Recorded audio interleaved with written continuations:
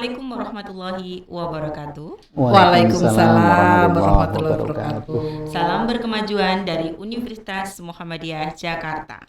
Kali ini kita akan membincang berbagai macam hal, isu terkait dengan kemanusiaan dan juga bagaimana peran ormas dalam hal ini Muhammadiyah untuk bisa berkecimpung dan membawahi organisasi-organisasi di bawahnya untuk ikut serta di dalam kegiatan kemanusiaan. Kali ini kita akan menghadirkan salah satu penggiat dan juga pengurus bidang kemanusiaan yang ada di Muhammadiyah.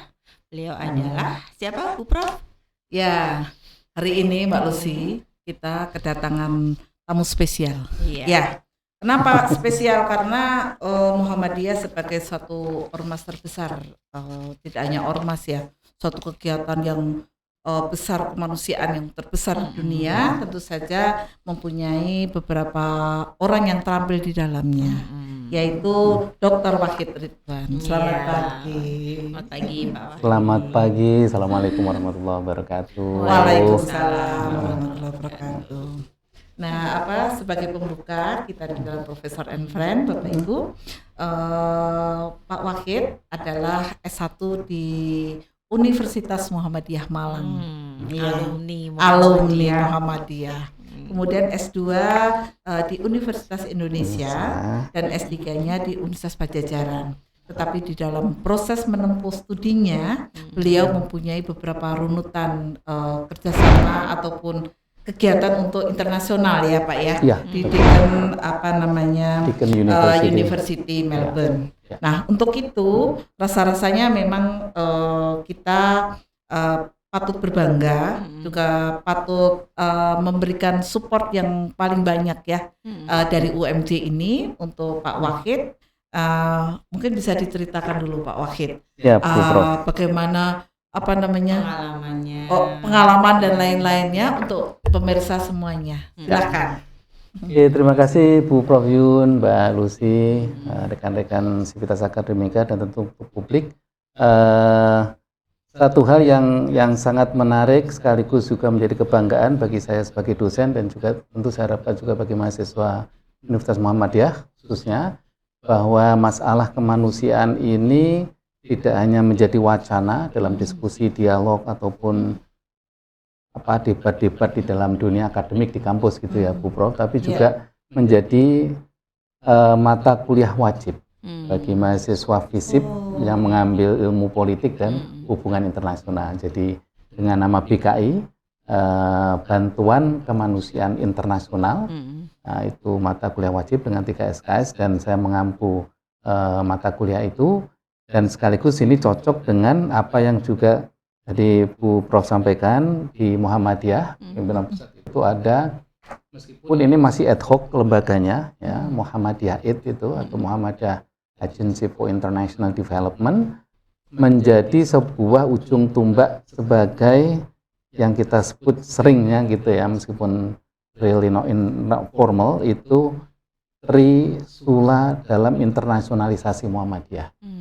Jadi ada yang namanya kemanusiaan yang oleh provider, ketua umum itu selalu sebut dan selalu menjadi kebanggaan kita semua, adalah moto universal humanity. Gitu ya, jadi kemanusiaan universal. Nah itulah yang misinya dibawa terus oleh Muhammadiyah gitu. Jadi bagaimana kemanusiaan ya, tidak hanya bantuan secara finansial dan program-program terstruktur, tetapi juga dalam dialog-dialog internasional, dalam fora-fora internasional lain yang juga dipromosikan oleh Muhammadiyah. Nah, nilai-nilai kemanusiaan universal ini selalu dibawa. Salah satunya ya tentu Muhammadiyah ini ya sebagai lembaga yang mengimplementasikan, karena we are not only talking ya, jadi kita tidak hanya berbicara saja tentang universal humanity, tapi tidak pernah ada implementasinya. Nah ini kita udah banyak mengimplementasikan itu di Rohingya, di Myanmar, kemudian di Bangladesh, tentu di Palestina. Nah itu semua menjadi contoh-contoh di dalam mata kuliah yang saya ampu di dalam prodi politik dan HI itu. Iya. Ini menarik loh, Bu Lucy, Iya. karena merupakan salah satu implementasi daripada catur dharma, Betul. tidak Betul. hanya tridharma ya. Nah, Ya. artinya apa? Kita juga membaca nih Pak Ridwan ya, tentang kinerja Muhammadiyah AID ini Ya. di dalam Ya.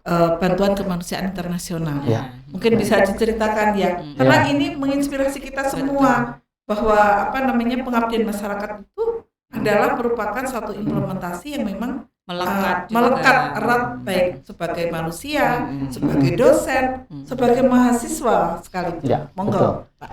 Jadi topik tentang kinerja Muhammadiyah AID itu sebagai topik penelitian ya yang oleh saya dan mahasiswa saya di ilmu hubungan internasional dalam hibah internal tahun lalu kalau tak salah itu atau 2021 ya. Tapi yang jelas kita mau melihat seberapa profesionalkah kinerja Muhammadiyah AID ini di dalam mengemban tugas dan misinya tadi itu ya. Jadi nanti bisa juga disaksikan di beberapa YouTube kita bagaimana Muhammadiyah AID ini membantu masyarakat Palestina, masyarakat Rohingya, kemudian Filipina Selatan, Thailand Selatan, gitu. Jadi ada beberapa yang sudah masuk di dalam YouTube dan sebagai langkah sehingga kemudian proyek-proyek ini ya kita tetap menamakannya sebagai proyek kemanusiaan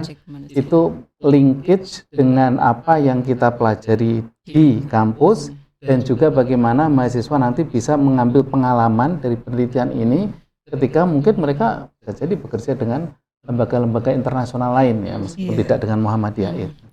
Nah jadi itulah yang kemudian kita ambil topik itu dalam penelitian hibah internal yang tahun lalu itu dan kita bisa menangkan dan kemudian kita sampai selesaikan. Nah kinerja yang kita lihat dari penelitian itu hasilnya adalah memang perlu ada banyak tentu ya nilai-nilai positifnya ya. Jadi bagaimana internasionalisasi Muhammadiyah itu bisa terbawa dalam misi kemanusiaan ini, bagaimana kemudian bangsa Palestina juga merasa terbantu, Rohingya juga merasa terbantu, tapi memang ada sedikit kelemahan. Nah kelemahan itulah mungkin karena susahnya kita sebagai lembaga Muhammadiyah itu membuat sistem keuangan. Jadi ini kan kita berbicara masalah uang besar ya, jadi bukan ada kebocoran tidak, tetapi seringnya overlap. Jadi saya membuat sistem di dalam bantuan kemanusiaan internasional ini Bu, antara narasi dengan keuangan ini saling membunyikan. Harus match ya. Iya, harus match. Ya. Jadi kalau misalkan uang sekian ya, sekian miliar itu untuk narasi yang seperti apa itu masuk. Jadi misalnya membuat sebuah gedung, misalnya kita membuat 2 gedung di Myanmar itu di Sittwe sana. Itu habis sekitar 349.000, sekitar 4 miliaran. Nah, kira-kira kalau hanya uang 4 miliar ini untuk gedung 2 itu kira-kira bunyi tidak itu. Wow, maksud hanya 2 gedung 2 miliar, 4 miliar dan segalanya itu. Nah, itu yang kadang kita proyek yang bersamaan dengan Palestina dan lain-lain, nah itu kadang sedikit overlap di situ. Nah, itulah yang saya lihat kinerjanya dalam finansial itu perlu ada perbaikan. Bukan masalah kebocorannya ya, kita ada audit dan lain-lain. Nah itu pelajaran yang penting. Iya. Para pemirsa, bagi pemirsa yang mempunyai putra putri, kemudian mempunyai saudara, mau bergabung di Universitas Muhammadiyah Jakarta, terutama Fakultas FISIP ya, tentu saja nanti akan diajar oleh Pak Dr. Wahid, kemudian ada Bu Lucy gitu ya. Kebetulan FISIP sudah mempunyai S1, S2 dan S3. Iya kan, ada administrasi publik, kemudian ada komunikasi, ilmu politik, dan kesejahteraan sosial. Nah, semua itu sangat menarik. Kenapa? Karena tadi ya dari mahasiswa sudah diajarkan mata kuliah wajib tentang BKI ya Pak ya. Betul. Bantuan Kemanusiaan Internasional. Ya. Itu kan senafas itu. Prodi ilmu Ya. politik Ibu. Iya, Iya. ada di Iya. prodi itu. Ya, silakan Bu Lucy. Iya. Monggo. Bapak mungkin ada hal yang menarik dari program Muhammadiyah itu. Mm-mm. Ada nggak prioritas-prioritas tertentu yang memang ingin dijadikan sasaran gitu? Apakah hanya masyarakat-masyarakat yang berkonflik seperti yang di Myanmar, kemudian yang ada di negara-negara lain, atau ada yang lain sasaran-sasaran yang Ya. lain? Untuk sementara ini justru sebenarnya itu fokusnya di Palestina ya. Oh, di Palestina. Jadi terutama karena tentu yang lain kita ada bantuan. Jadi yang tadi sudah saya sebutkan ada di Myanmar, Bangladesh, Thailand Selatan, Filipina Selatan ya. Sudan itu pernah. Itu kan daerah konflik Semua konflik ya. tinggi. Jadi memang itu kita akan sulit kalau tidak ya bekerja di daerah konflik juga sudah sulit. Kemudian ada bantuan internasional itu juga sulit, tidak hanya dalam kategori sulit bekerja ya. Untuk mentransfer dana saja itu tidak bisa dibayangkan Bu Mof. Kita waktu mentransfer dana ke Myanmar itu kalau kita langsung transfer ke Myanmar nggak akan nyampe. Betul. Karena itu ada junta ya militer. Jadi kita mentransfer ada yang ke Thailand, bahkan ada yang sampai ke Eropa di Belanda. Jejaring yang bisa Iya, menyampaikan karena dia pesan. punya konsultan di sana gitu. Tapi alhamdulillah semua berjalan dengan baik. Nah, yang berkenaan dengan prioritas itu, mengapa kita sebut Palestina? Dan ini sangat HI banget ya, sangat hubungan internasional banget Bu Bro. Jadi kita semua paham akar masalah radikalisme juga itu di sana pangkal ininya itu. Mengapa orang kemudian ada solidaritas transnasional dan kemudian menjadi global internasional itu ya karena selalu ada isu itu. Iya. Nah maka kita karena ini saya sebenarnya minta teman-teman, saya sudah agak sedikit tidak fokus di Muhammadiyah karena ada tugas baru itu Bu. Jadi ada teman-teman Jogja yang lanjutin. Itu kita bisa tingkatkan bantuan kemanusiaannya is not only development sebagaimana Muhammadiyah itu, tapi sedikit ke shift politik. Jadi mulai dibangun peace building Ya, gitu itu. ya. Kelihatannya mulai itu lebih mengena untuk bisa bagi kita juga lebih cocok ya cocok. akademisi itu dan mungkin akan lebih outcome-nya itu akan lebih lebih tertuju karena karena kita yang berbicara akademisi gitu. Nah itulah nanti yang salah satu misi yang akan saya implementasikan di UMAM nanti itu. Lagi ini kan di luar negeri ya, di Malaysia cukup kooperatif juga pemerintahannya, jadi peace building untuk Palestina itu kita akan coba di sana Bu. Sementara untuk development tetap kita akan jaga. Kita sebenarnya masih ada dana available sekitar 15 miliar itu Bu, untuk dana bantuan Palestina. Dan sistem dilazismu dengan Muhammadiyah karena dana kan ada dilazismu ya, tidak ada di Muhammadiyah.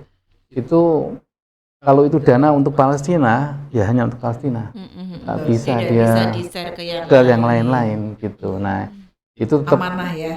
iya, saya kira lebih profesional dan harusnya memang seperti itu. Iya, betul. Nah, itulah saya kira yang tetap menjadi prioritas dulu sih untuk sampai ya memang kalau misalkan orang bilang, waduh apa sih yang bisa disampaikan dan diinginkan Muhammadiyah, kita tidak begitu Bu. Jadi kita what we can do although a little, apa yang kita bisa kerjakan meskipun itu sedikit, kita akan kerjakan itu. Iya. Jadi kita tidak bermimpi yang besar-besar, membuat solusi Palestina yang besok akan damai, tahun depan akan Palestina merdeka, itu urusan mereka. Tapi kita creeping gitu ya, merangkak dari hal kecil yang bisa kita berikan untuk arah positif dan perdamaian itu yang kita niatkan. Iya. Seberapa kecil itu ini ya. intinya ya Bapak ya. Tuh. Muhammadiyah punya orientasi dan tujuan bisa bermanfaat tidak hanya untuk di masyarakat Muhammadiyah ada di Indonesia, tapi juga di luar negeri gitu, menjadi rahmatan lil alamin seperti itu. Ya, Bapak selain program tadi yang coba dikembangkan untuk ke arah safe ya, itu dan tetap melaksanakan development, ada nggak program-program yang mengarah ke education gitu, ke masyarakat yang kena dampak itu? walaupun sedikit. Tapi kita tetap berbicara internasional ini ya. Untuk mereka semuanya ada ya. Bahkan universitas-universitas kita baik yang di dalam negeri maupun luar negeri baru satu UMAM. Ya. Ada di Jadi, Australia itu apa itu? oh itu kalau itu sekolah. MAC, Muhammadiyah Australia College. Bigdasmen ya. Bigdasmen itu Bu Prof, betul. Nah, saya ikut membidani itu. Jadi waktu saya sandwich like program 4 bulan di Deakin University itu, hampir 30% waktu saya untuk ngurusin MAC itu. Oh. Tapi alhamdulillah berkah juga, jadi naskah disertasi saya selesai, saya pulang di sini langsung ke Unpad Defense gitu. Alhamdulillah. Justru kalau enggak begitu mungkin malah nggak selesai. Berkahnya. Jadi iya, kalau sana masih Dikdasmen ya, karena hanya untuk sekolah menengah. Nah kalau yang university ya memang UMAM ini. Dan itu ada beasiswa tahun ini ada 10 untuk PhD Palestina Bu. Dari Palestina. Dari Palestina. Misalkan mereka mempunyai paspornya Yordan, silakan, yang penting Palestina, bangsa Palestina. Atau mereka punya paspor Mesir, paspor Eropa, terserah ya, mereka kan diasporanya di mana-mana ya. Jadi panjang memang itu bangsa Palestina, boleh ada 10 slot di UMAM tahun ini. Khusus Palestina untuk PhD. Kalau Thailand yang itu kan Thailand tuh banyak di sini kalau nggak salah di ya. UMC juga ada, itu hanya S1. Iya. Itu udah lebih dari 300-an itu yang menjadi sarjana dari kampus-kampus kita. UMC ada beberapa, saya dulu pernah punya itu mahasiswa Thailand. Siapa itu? Ada, masih ada ini kemarin baru lulus. Oh ya, Ada juga yang ngambil PhD juga kan Pak Hendra. Pak Hendra yang di Fakultas Teknik ya. Dia katanya ngambil di UMAM juga ya. Oh iya betul. Ya. Ada satu saya tuh dari bingung. apa namanya? Ya, dari UMC. Baru Dia satu ngambil di itu. UMAM kemarin. Betul. Apa namanya? IT berarti beliau. Iya, berarti, IT. ya. Karena prodi kita hanya ada 5, IT, Business Management, Education, Social Science, dan Islamic Untuk Studies. S3 ya, khusus S3. Iya. Alhamdulillah Bapak Ibu, UMC dan UMAM adalah merupakan satu pendidikan di bawah Muhammadiyah. Iya. Dan ini kita bersyukur bahwa sudah ada pendidikan tinggi yang ada di Malaysia. Dan saat ini Pak Wahid menjadi wakil rektor di sana ya. Iya. Mendapat amanah. Mendapat amanah. Kalau di Muhammadiyah kan tidak boleh Bu minta jabatan kan, tetapi harus mau menerima. Nah, kira-kira nih Pak yang meneliti kita, kira-kira bagaimana mengatur waktunya Pak? Karena saya lihat produktivitas kinerja ini juga menjadi salah satu konsentrasi di dalam proses Bapak mengembangkan ya. Betul. Atau malah justru semakin sibuk, justru makin tinggi kinerjanya. Nah itu dari profil beliau. Penelitian tetap ya, internal risetmu masih jalan ya. Kelihatannya memang Nah, jangan-jangan itu ada yang lain yang mengerjakan. Menarik Bu Prof, begini. Saya barusan tadi juga ngajar di kelas saya di MPHI namanya, metode pendidikan hubungan internasional. Saya ajarin anak-anak karena itu sudah menjadi sesuatu yang sangat common dan itu free. ChatGPT. Iya. Dan itu saya implementasikan. Saya kemarin membuat proposal yang karena di deadline itu saya pakai ChatGPT itu 5 jam jadi proposal itu. Tapi background harus kita dapat dulu. Jadi setelah itu nanti supportingnya apa, nah itu dia ambil di ChatGPT. Nah, tapi kelihatannya cara-cara seperti itu agak sedikit itu dah untuk mahasiswa S1. Oh ya harus itu mereka itu saya juga kamu harus cek dulu di sini, di sini, di situ ya, nggak bisa itu. Nggak bisa langsung diambil. Tidak ada ini ya kebohongan. Karena di ChatGPT itu kata-katanya itu udah sangat runtut gitu ya. Artificial intelligence itu harus kita sikapi dengan baik.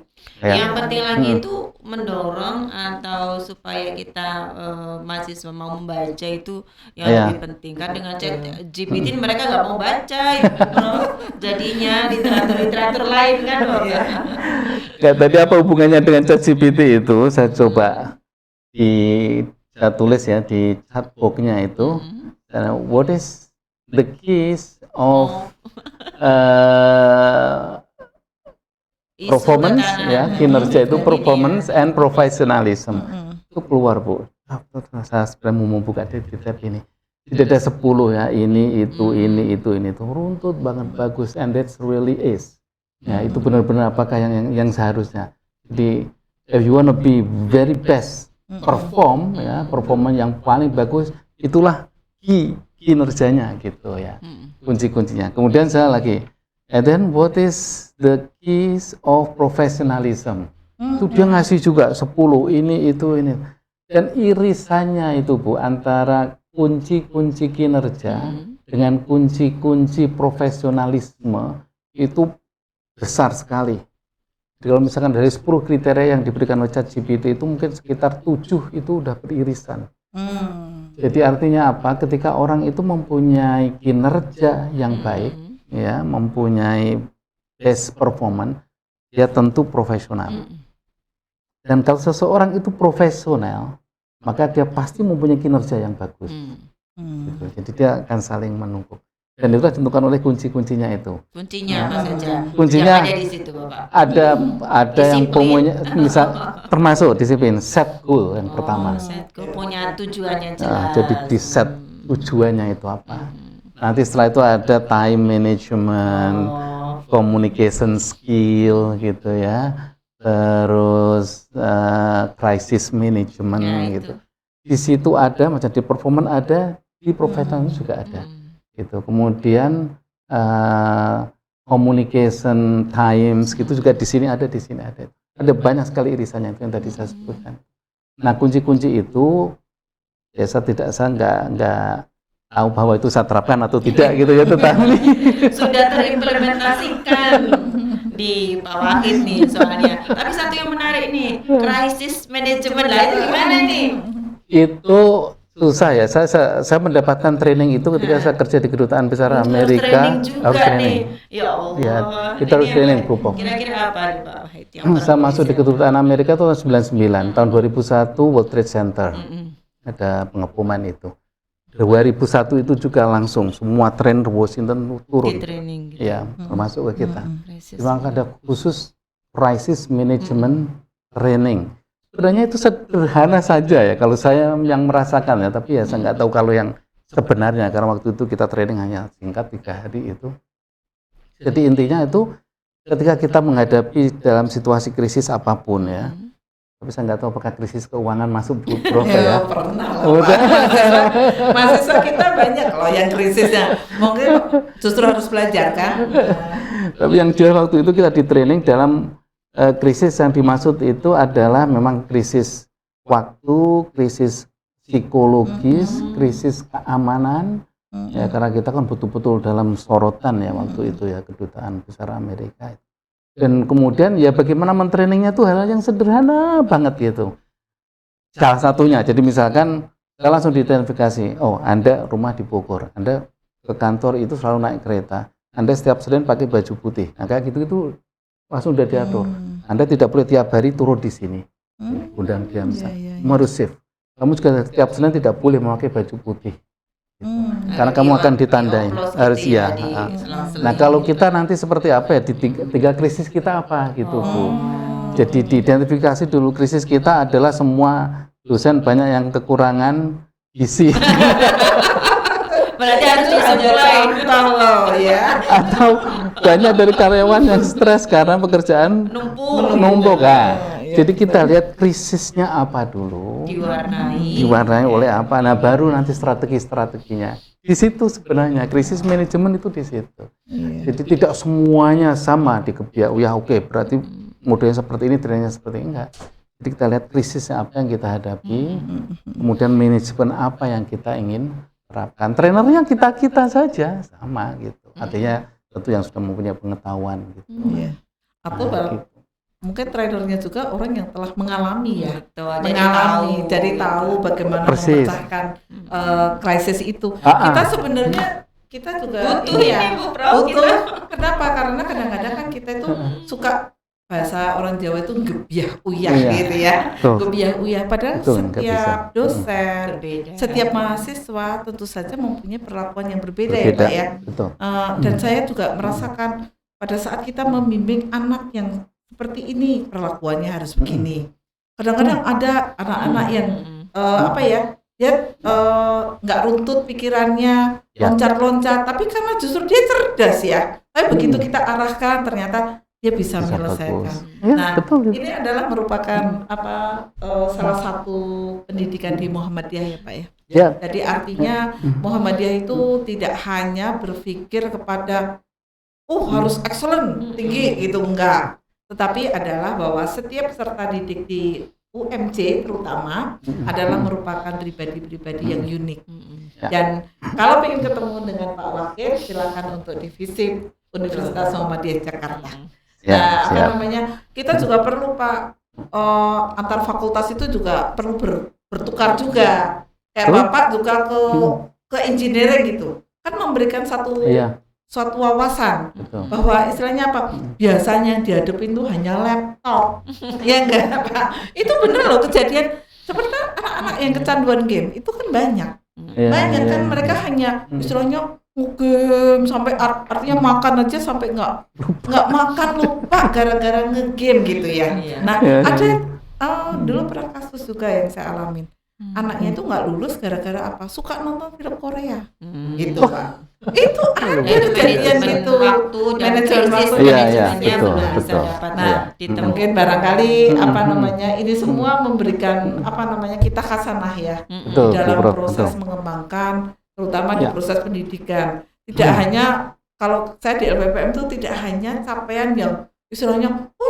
mau jadi terindeks Scopus tingkat tinggi, kan tidak gitu, tetapi adalah bagaimana kita menikmati kehidupan dosen kita itu dengan sangat alamiah. Juga kita tidak melupakan lagi juga kita sebagai rahmatan lil alamin juga ya Pak ya. Betul. Makanya kalau dosen itu juga nggak boleh egois juga ya, Lucy ya, nggak boleh egois. Kalau Insya Allah kalau di Muhammadiyah semuanya sudah mulai sudah berkolaborasi dan sebagainya. Nah ini juga dicontohkan oleh Pak Wahid dengan tadi. Saya salut nih dengan manajemen beliau, manajemen bagaimana pengaturan waktu. Tadi sudah dikasih tips manajemen krisisnya bagaimana. Satu lagi harapan yang ingin saya ingin dengar ya dari Pak Wahid. Kira-kira nih ya program Muhammadiyah AID ke depan itu gambaran yang ingin Pak Wahid tampilkan seperti apa dan harapannya ke generasi muda itu harus bagaimana? Oke, makasih Bu Lucy. Satu hal yang menarik, satu poin tadi saya ingin juga menyampaikan yang Bu Prof Junior disampaikan ya. Jadi bagaimana manajemen krisis pada diri saya dengan dosen dan yang lain-lain itu ya saya menikmati itu tadi. Jadi pokoknya tugas dosen apa, tugas sebagai koordinator Muhammadiyah itu apa, sekarang masih di hubungan luar negeri juga wakil ketua, dan ya insya Allah kita bismillah, UMAM ini kan baru University Muhammadiyah Malaysia, jadi kita ini kalau orang barat selalu bilangnya we start from the scratch. Jadi waduh kita, tapi alhamdulillah Diktilitbang PP Muhammadiyah juga sangat suportif. Nah tentu berkaitan dengan itu yang masih akan saya bisa bawa ke tempat pengabdian yang baru ya, sama-sama di Muhammadiyah sebenarnya juga baru-baru juga yang masih berkenaan dengan program Muhammadiyah ini, Muhammadiyah Agency for International Development itu tetap isu Palestina. Jadi tadi sudah saya sampaikan ya, tahun ini kita menerima 10 PhD untuk 5 program. Satu sudah ada yang daftar di, tadi lihat di sistem UAM kita, ada satu yang dari Palestina. Katanya in pipeline itu masih ada sekitar 12-an katanya. Tapi kita kan memberikan beasiswanya, prosedurnya tetap karena ini sistemnya Malaysia Bu ya. Jadi mereka harus tetap in line with the guideline of Malaysian Qualification Agency. Jadi mereka harus admission di kampus mengikuti pemerintah Malaysia. Jadi harus ini harus semuanya diikuti, tidak bisa ada kekhususan karena ini Palestina, tidak bisa karena ini hubungannya dengan standar internasional. Nah, jadi satu itu untuk Palestina tetap menjadi prioritas dan education tetap menjadi juga porsi yang besar. Yang kedua yang tadi juga sudah kita singgung bersama, bagaimana kita bisa kontribusi although it is a little to the independence of Palestine ya. Jadi bagaimana Palestina ini merdeka karena sementara ini solusi yang masuk akal meskipun itu susah diterima oleh beberapa pihak itu memang eksistensi Israel itu loh, Bu. Iya. Ya, jadi yang satu sudah merdeka, yang satu belum merdeka. Bagaimanapun ini kalau sudah berada di United Nations, di PBB, tidak apple to apple. Ya, betul. Tapi meskipun Fiji, negara sauprit gitu, orang Jawa bilang, bisa kecil sekali, penduduknya juga hanya ratusan ribu, tapi itu negara, ya, Bu Lucia, kita ngajar ilmu politik.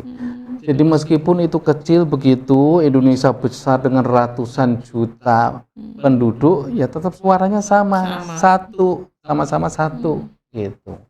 Nah ini yang agak sulit. Nah bagaimana menurut kita ya dalam, maksudnya saya dan circle saya, baik di Muhammadiyah maupun di hubungan internasional, ya, memang harus merdeka Palestina ini, ya, biar bisa mempunyai ya solusi yang sama, kedudukan yang sama. Nah itu yang kita usahakan, kecil apapun kita bisa berusaha ke arah sana. Itulah yang Muhammadiyah itu insya Allah juga akan, Muhammadiyah lah ya secara umum akan tetap laksanakan. Iya. Dan itu a part of humanity, a part of kemanusiaan, dan tentu nilai-nilai universal humanity itu melekat ada di dalamnya. Itu yang penting. Jadi Muhammadiyah mengemban nilai-nilai kemanusiaan yang memang kita tebarkan ke seluruh dunia itu, Ibu Prof. Iya. Ya. Mungkin.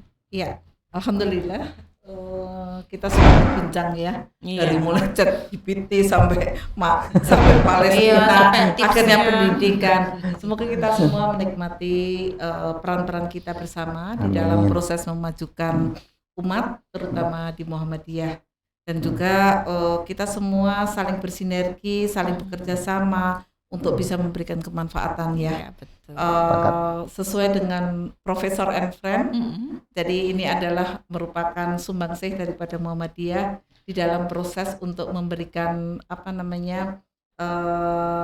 edukasi dan juga pengabdian masyarakat dengan tokoh-tokoh yang insya Allah baik dan bisa menjadi benchmark kita bersama di dalam proses memajukan umat. Silakan, Bu Lucy.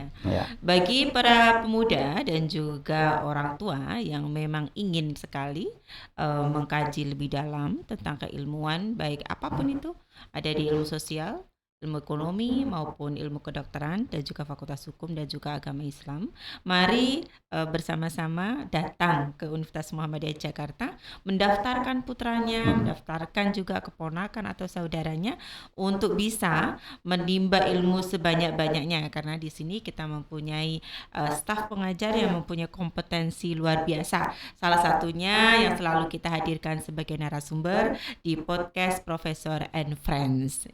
Untuk mengakhiri acara ini, mari kita sampaikan salam berkemajuan dari Universitas Muhammadiyah Jakarta. Assalamualaikum warahmatullahi wabarakatuh. Waalaikumsalam warahmatullahi wabarakatuh.